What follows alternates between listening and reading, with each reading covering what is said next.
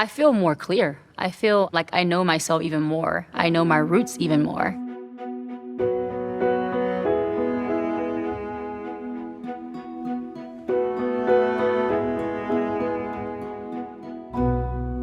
Singer Ciara Harris, known to her fans simply as Ciara, came to me hoping to learn about her enslaved ancestors. We traced them back to her third great-grandfather, a man named Aaron Gardner, who was born in South Carolina around 1830. Searching for evidence of Aaron's life, we uncovered a labor contract that was signed in February of 1866, less than a year after the end of the Civil War. The contract lays out terms of employment between a white cotton planter and 10 newly freed African Americans, one of whom had a familiar name. Aaron Gardner, X, his mark, full hand. That is your ancestor signing his mark because he couldn't read and write. Oh. He's signing a contract.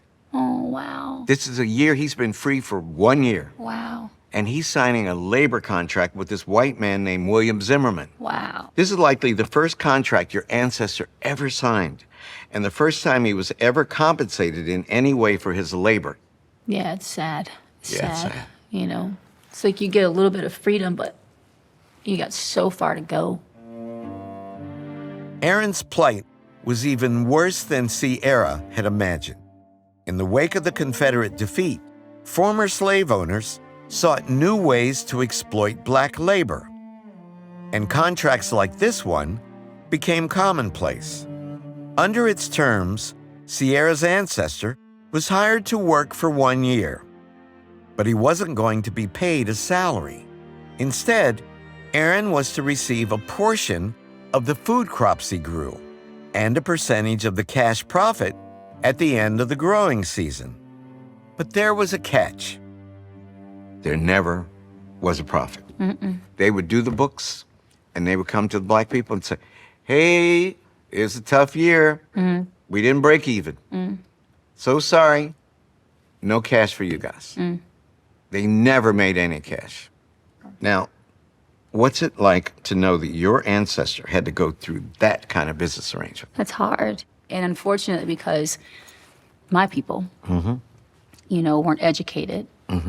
You didn't even know what you were, you know. You thought there was great opportunity and there was joy. Because it sounds pretty good. Because you never had it before. No, you never had it before. Yeah, it sounds and good you 'cause go, you never had it. Well, and he went back, talked to his wife, said, I think we gonna work hard. Yeah. And we gonna make it. Yeah, and Yeah. work hard to just basically end up with nothing.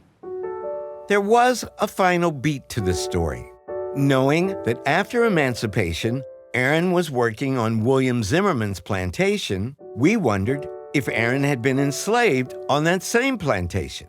We found our answer in the 1860 census, which contains a slave schedule listing the human beings that Zimmerman held in bondage.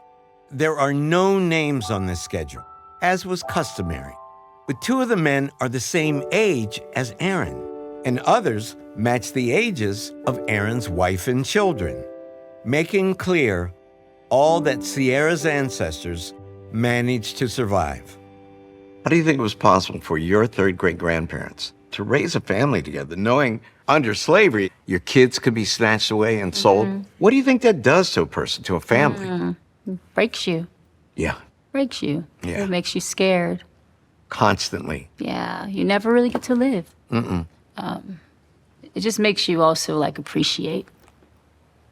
It makes you appreciate because we didn't have to go through this, No, right? you know, so I appreciate them. Discovering our ancestors can change our lives, helping us to understand more fully who we are, where we came from, and how we're all connected to a much larger world. To see more incredible family history stories, click here. And thank you for watching.